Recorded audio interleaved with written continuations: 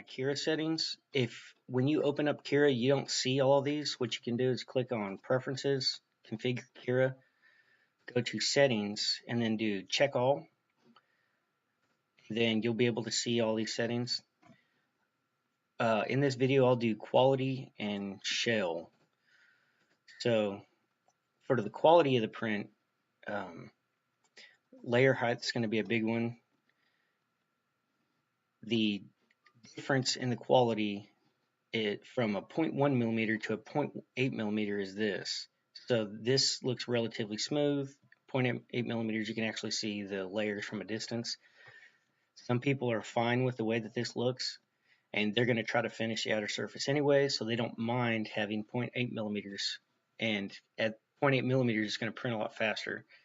You can see here at 0.1 millimeters, this cube's going to print at an hour and a half. At 0.8, it's going to print at 15 minutes. So it's a drastic time difference.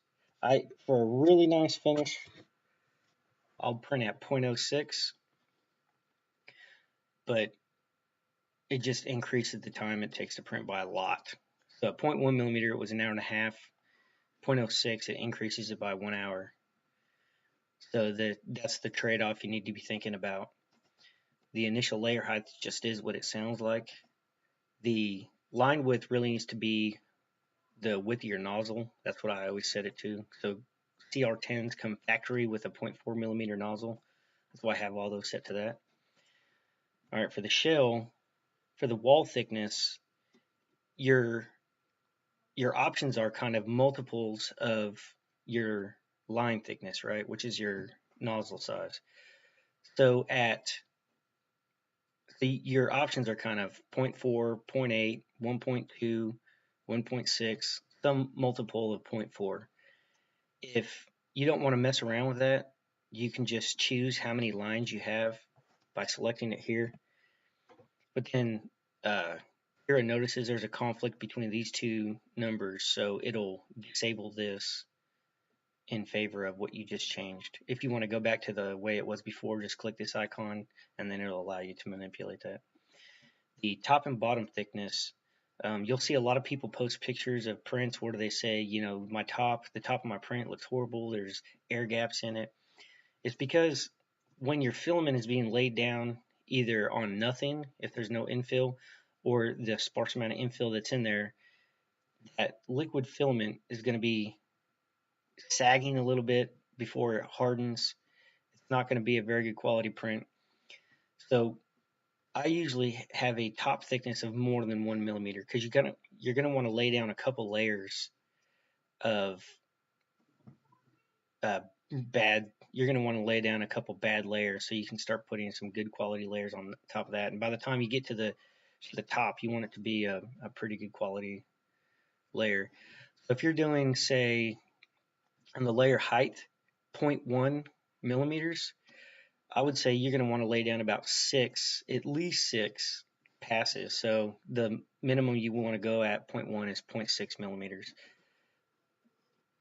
for your top layer.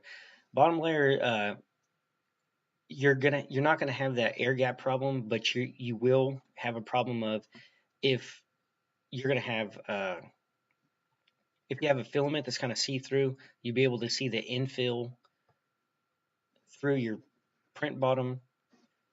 If you're not worried about that, then you can have a thinner bottom if you want. It'll help save a little bit of time on the print. The top and bottom pattern gives you three options: lines, concentric, and zigzag. If you go to the Cura website,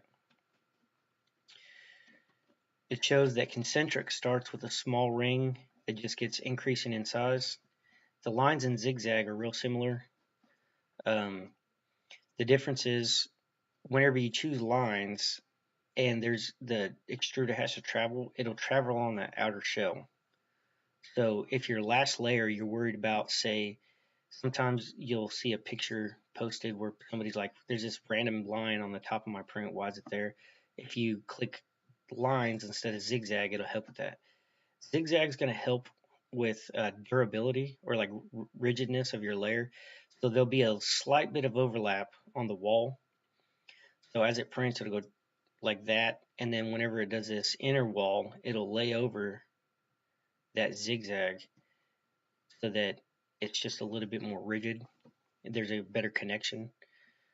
Um, Outer wall before inner wall. I'll choose this if I need to have a good quality print, but I need to do it fast, so that I'll print the outer layer first at a slow speed, knowing it's going to be a good quality, and then I'll just print the inner faster, uh, knowing that it doesn't really matter what happens on the inside because I've already got a good outer print down. Um, the alternate extra wall, I'm not exactly sure why it's beneficial. So there's this, you can have an outer wall, inner wall, and then if you select this, every other layer it'll print a third inner wall. Not quite sure why it's beneficial, but that's an option. Um, Compensate wall overlaps. Oh, outer wall inset. So if you, let's say you choose your line width to be 0.35 millimeters, but you have a 0.4 millimeter nozzle, there's going to be a difference of 0.5 millimeters. You can compensate by that by clicking this outer wall inset.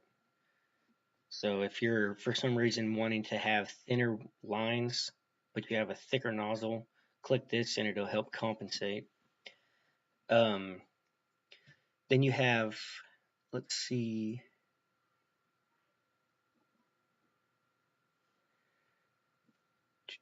horizontal expansion. Some filaments have a problem with shrinking quite a bit. So if your filament shrinks after it's printed, say this is supposed to be 10 millimeters wide and then you print it and it ends up being 9 millimeters, you'll want to compensate for that by adding 1 millimeter to here. If for some reason it actually expands, then you'll need to put a negative number. The compensate wall overlaps. So in some models, let's say like this, you have a 0.4 millimeter nozzle and this part of the model is 0.6 millimeters. As the extruder goes around making this outer shell, there's going to be an overlap. So it'll be twice as thick there, or there's going to be some messy bit of filament where the extruder has pushed it over.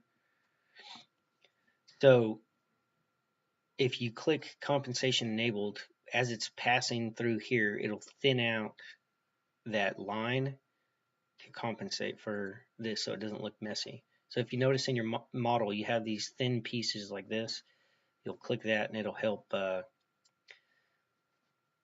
And I think factory, it's already enabled. I don't know why you would disable that. The Z seam alignment, if you use back, I believe it'll all line up. Some people like this because they have a problem with blobs and zits, and they want them all to line up so that they can just take a X-Acto knife and cut them off or sand them off or something. In another video, I'll show you how you can avoid blobs and zits altogether. But some people they don't care to fix them. They just know that they can shave them off or sand them down, so they'll line them up. Other people, they'll say, well, I don't want there to be a seam like on the corner of blobs and zits, so I just want them randomly dispersed throughout my print. And I usually click shortest. That's actually going to give you it's going to shave a couple minutes off of your print because it's just going to let the software say like the extruder at the layer, the extruder ends here, so I'll just Z-hop wherever I want. And like I said, I'll show you how you can avoid blobs and zits so that doesn't even matter anywhere. And then ignore small Z gaps. So in some prints, there's going to be like, or in some models, there may be a tiny little gap. Whenever it slices it, it's going to notice that there's uh, a little bit of a missing filament for some reason in the model that's going to be smaller than the layer. So if you have some like weird model where it has like a bunch of pits or something like that on the outside of the model, And if it notices that it's going to be smaller, those pits are smaller than the actual layer, it'll just ignore